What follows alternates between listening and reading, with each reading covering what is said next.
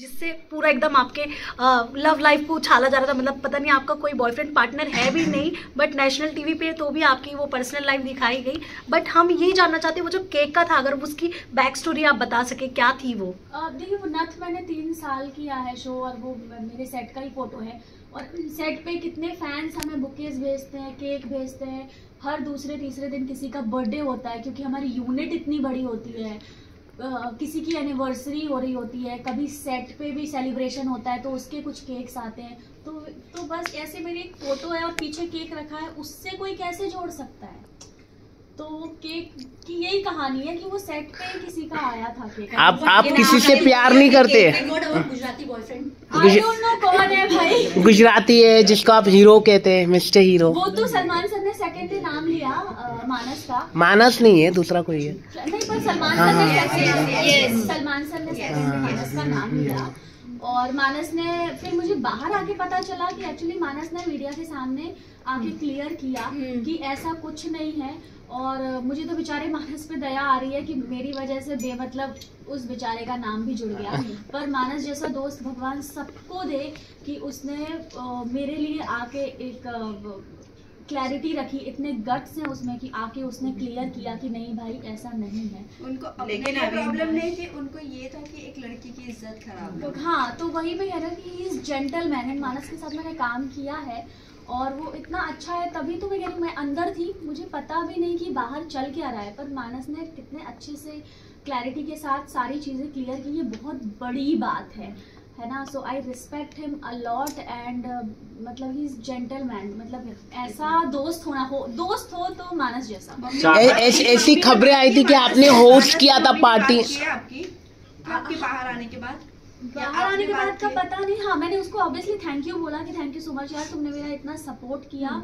और कोई को एक्टर हो तो मानस जैसा। तो मैं तो अगर मुझे कोई को एक्टर चाहिए, मैं किसी के साथ काम करना चाहती हूँ तो मानस के साथ काम करना पसंद करूंगी, क्योंकि वो इतने अच्छे इंसान है जो सबके बारे में सोचते हैं। जब वो सेट पे भी थे तब भी सबका ध्यान रखना, चाहे वो स्पॉट दादा हो चाहे वो कोई भी हो, तो वो जो उसका नेचर है। चाहत जी, आपने होस्ट किया था पार्टी, और जहाँ बिग बॉस से पहले, घर जाने से पहले आपने एक होस्ट किया था पार्टी। उस पे पता चला है कि आपने अपनी मम्मी जी को बताया था कि मैं इससे प्यार करती हूँ, गुजराती बॉय से। ऐसा मतलब ऐसी खबरें आई है, मतलब ऐसी खबरें आई है। आपने इंट्रोड्यूस किया था आपकी पार्टी में, इंट्रोड्यूस किया है आपने। इवन अविनाश ने भी टेलीविजन में कहा है कि चाहत ने भी बात करवाई है, उन्होंने फोन पे बात की है।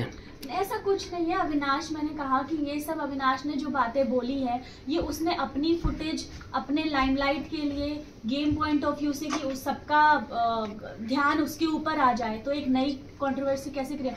तो आप अपनी फुटेज और लाइमलाइट के लिए अविनाश ने मुझ पे ऐसे बेबुनियाद झूठे इल्जाम लगाए।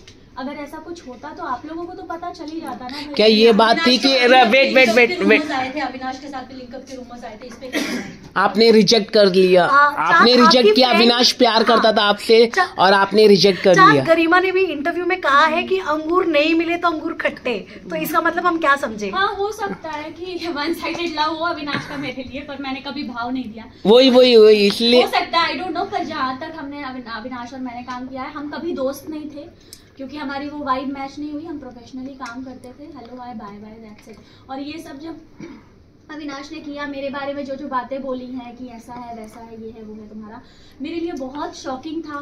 क्योंकि मैं ऐसे अविनाश को नहीं जानती हूँ जो मतलब अपने लिए किसी लड़की की इज्जत को इतना गिरा देगा, अपने फुटेज के लिए कि नया तरीका ढूंढेगा, नए मुद्दे बनाने के लिए। ऐसे चाहत फाइनली चाहत आपने वैसे घर में कह ही दिया है कि इफ करण और विवेन टॉप 2 में होते हैं तो रियल विवेन है, मैं उसे विनर देखती हूँ। But what you want to tell, कौन विनर लगता है? इसके अलावा चाहत जो जब आपकी मॉम आई थी घर में, उसके बाद कहीं ना कहीं आपका गेम जो है डाउन हुआ, तो फिर क्या आप मानते हैं कि मॉम के आने का, क्योंकि अविनाश को जो उन्होंने डांटा कहीं ना कहीं वो टेलीविजन पे खराब दिखा बाहर ऑडियंस को, क्योंकि आपकी और अविनाश के दोनों की नोकझोंक पसंद आ रही थी लोगों को। तो इस पे क्या टेक आपका? उसके बाद सलमान सर ने भी आपको डाटा कहीं ना कहीं उस मुद्दे को लेकर के, मतलब 21 लाख का मुद्दा है, उसका नाम कहीं ना कहीं पूरी डाउन हो गई।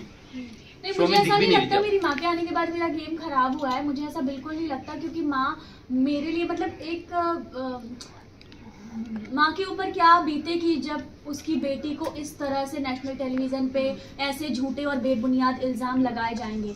तो मेरी क्या, आई थिंक आप में से किसी की भी माँ होती तो वो अपनी बेटी के लिए यही करती जो मेरी माँ ने किया। लेकिन अविनाश की जगह पे अगर आपका भाई होता तो यही सेम फीलिंग होती है आपकी? अगर मेरा भाई होता तो जो इल्जाम अविनाश ने मेरे ऊपर लगाए झूठे बेबुनियाद फॉर फुटेज, वो मेरा भाई ऐसा कभी करता ही नहीं। उन्होंने प्रोड्यूसर का भी नाम लिया अविनाश ने, मतलब बहुत सारी बातें किया। अगर आप देखें तो प्रोड्यूसर को भी मालूम है, ऐसा कहा वो तो कुछ भी बोलेगा, हर थोड़ी उसकी बात। अविनाश की भी गर्लफ्रेंड बाहर है और अंदर रोमांस चल रहा है ईशा के साथ। मुझे नहीं पता अविनाश की कौन सी गर्लफ्रेंड। और ईशा जी का भी बाहर है बॉयफ्रेंड और वहाँ पे लिंकअप चालू है। ये कैसे देख रहे हैं आप? मुझे नहीं पता अविनाश की गर्लफ्रेंड बाहर है और ईशा का बॉयफ्रेंड बाहर है। शालीन ऐसा हाँ, ऐसी खबरें आई ऐसे थी। शालीन नाम का मालूम नहीं कौन है। हाँ, खबरें आई थी पर मुझे तो ट्रेनर एज पर यू बिना कोई रिश्ता बनाए, अगर आप रिश्ता बनाते कोई गहरा किसी के साथ करना नहीं या विवियन किसके साथ बनाते रिश्ता? अरे मुझे ऐसा लगता है रिश्ते बनाए नहीं जाते, रिश्ते अपने आप बन जाते हैं। और मैंने